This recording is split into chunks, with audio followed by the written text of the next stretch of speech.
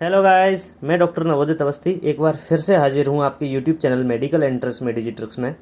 आज हम बात करेंगे अपने सॉलिड स्टेट से एक फ्रीक्वेंटली आस्क्ड क्वेश्चन के बारे में।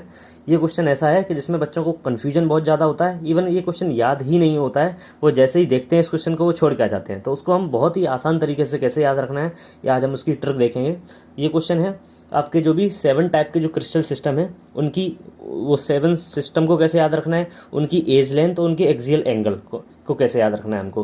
तो क्वेश्चन कैसे ही पूछा जा सकता है आपको, या तो सिस्टम का नाम देके आपसे एज लेंथ एक्सियल एंगल पूछा जा सकता है, या ये देके आपके जो फीचर हैं इनके लेंथ और एक्सियल एंगल उनको देके आपको सिस्टम का नाम पूछा जा सकता है। तो आपको बस कुछ नहीं है, बस आपको रटना है। अगर आपने याद कर लिया तो आप +4 तो आपको मिलना ही है, कोई नहीं रोक सकता उसको।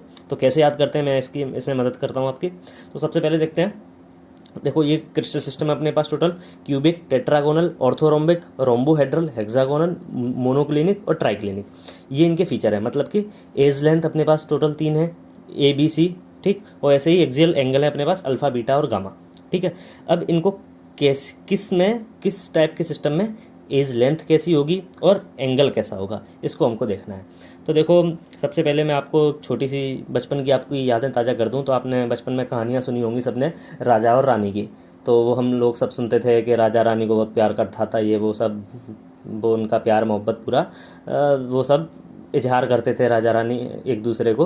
तो वो चांद सितारे तोड़ के लाएंगे, और वो फेंकने वाला सिस्टम जो होता था, खैर फेंकने का सिस्टम तो आज भी है, लेकिन आज वो एक्चुअल का प्यार मोहब्बत नहीं है जो कि पहले होता था। आज बस फेंकना ही फेंकना रह गया है। पहले फेंकना भी होता था थोड़ा बहुत, लेकिन प्यार मोहब्बत भी होती थी। तो ऐसे ही एक राजा जी अपनी रानी से ऐसे अपना प्यार का इजहार कर रहे थे। तो उनके उस माहौल वाले सीन में से हमने अपनी ट्रिक निकाल ली। तो उस ट्रिक को देखते हैं अभी। देखो, सबसे पहले हमको क्या करना है, जो एज लेंथ है अपनी ABC और एक्सियल एंगल है अल्फा, बीटा, गामा। सबसे पहले में हमको ये रखना है कि उन जो भी चीज़ें अपने पास एंगल हैं और लेंथ हैं सबको बराबर कर देना है। जैसे कि यहाँ हमने A, B और C तीनों को आपस में बराबर किया है, और एक्सियल एंगल जो भी हैं अल्फा, बीटा, गामा तीनों को आपस में इक्वल किया है, और वो होंगे राइट एंगल पे, मतलब कि 90 डिग्री होंगे तीन के तीनों। अब बस पहले वाले में आपको ये करना है, और 7वें वाले में आपको क्या करना है, जहाँ पहले में आपने सब कुछ बराबर किया था, 7वें में आपको कुछ भी बराबर नहीं करना है। मतलब कि अल्फ़ा, बीटा, गामा जो एंगल थे वो भी 90 के बराबर नहीं होंगे, और A not equals to B is not equals to C। जो पहले में हमने किया था उसका एकदम अपोजिट करना है आपको। वहाँ हमने तीनों लेंथ बराबर करी थी, यहाँ तीनों लेंथ को अनइक्वल कर देना है। वहाँ एक्सियल एंगल को हमने अल्फा, बीटा, गामा को बराबर किया था 90 के, यहाँ तीनों को आपस में भी बराबर नहीं करना है, और वो बराबर भी नहीं होंगे 90 के। अब कैसे इनकी एक सीक्वेंस हमने सेट किया है वो देखते हैं। तो सबसे पहले चलो वो राजा जी का वो देख लेते हैं। तो राजा जी कहते हैं उनसे, रानी जी से, कि चाहेंगे तुझको रानी हम मरते दम तक। क्या कहते हैं वो, चाहेंगे। तो चाहेंगे का आ जाता है यहाँ पे C, ठीक है। चाहेंगे तुझको, तुझको के T से आ जाता है अपना टेट्रागोनल। ओ रानी, O से आ गया ऑर्थोरोम्बिक, रानी के R से आ गया रोम्बोहेड्रल। हम मरते दम तक, हम के H से आ गया हेक्सागोनल, मरते दम का D साथ में सेट कर दिया अपन ने, तो मोनोक्लिनिक, और लास्ट में तक में आ गया T से ट्राइक्लिनिक। तो इस तरीके से आपको याद रखना है, चाहेंगे तुझको रानी हम मरते दम तक।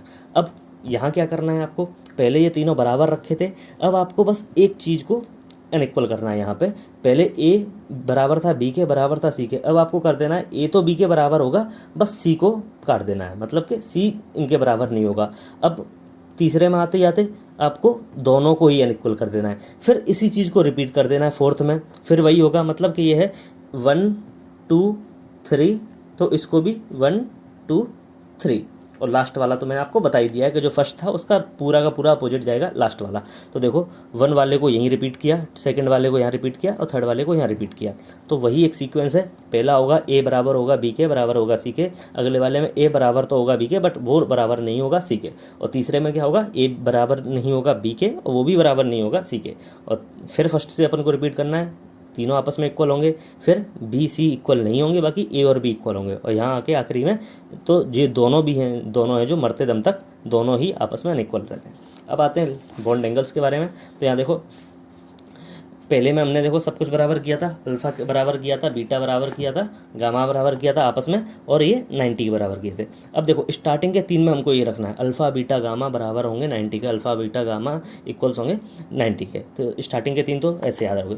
फोर्थ में क्या करना है, इन तीनों को आपस में इक्वल करना है, बस इनको 90 के बराबर नहीं करना है। इन तीनों को आपस में इक्वल करना है, बट इनको बस 90 के बराबर नहीं करना है, मतलब कि वही है जैसे कि यहाँ हम कर रहे थे ना, 2 इक्वल थे, एक एक अपन लास्ट से ऐसे काटते चल रहे थे, ऐसे यहाँ भी, यहाँ अपने पास टोटल 3 इक्वल के सिंबल आ रहे हैं, इसमें से लास्ट वाले को उड़ा दिया अपन ने, लास्ट वाले को काट दिया।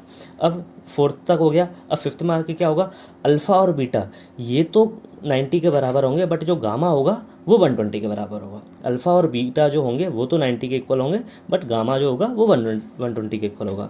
और 6 में जैसे ही पहुँचेंगे, 6 में क्या हो जाएगा, अल्फ़ा और गामा हो जाएगा 90 के equal, but beta is not equals to 90। ठीक है, और लास्ट वाला मैंने आपको बता ही दिया है। तो इस तरीके से आप लोग अब इसका कोई भी क्वेश्चन नहीं छोड़ोगे, बस आपको ये रखना है कि राजा जी क्या कहते हैं, चाहेंगे तुझको रानी हम मरते दम तक। स्टार्टिंग में ए को बराबर रखना है, बी को बराबर रखना है सी के, आपस में तीनों इक्वल रखने हैं, और एंगल भी हैं वो अल्फा बीटा गामा बराबर रखने हैं 90 के, और लास्ट वाले में कुछ भी इक्वल नहीं रखना है बस। और बीच में लेंथ में क्या करना है आपको, 1 2 3 1 2 3 वो रिपीट करना है। यहाँ क्या है, स्टार्टिंग के 3 में सेम है, 4th में आते ही क्या हो जाएगा, 90 के सामने बस अनइक्वल लगा देना, बाकी सब कुछ सेम रहेगा। और 5th में आते ही क्या हो जाएगा, अल्फ़ा बीटा तो हो जाएंगे 90 के, बट गामा हो जाएगा 120 का।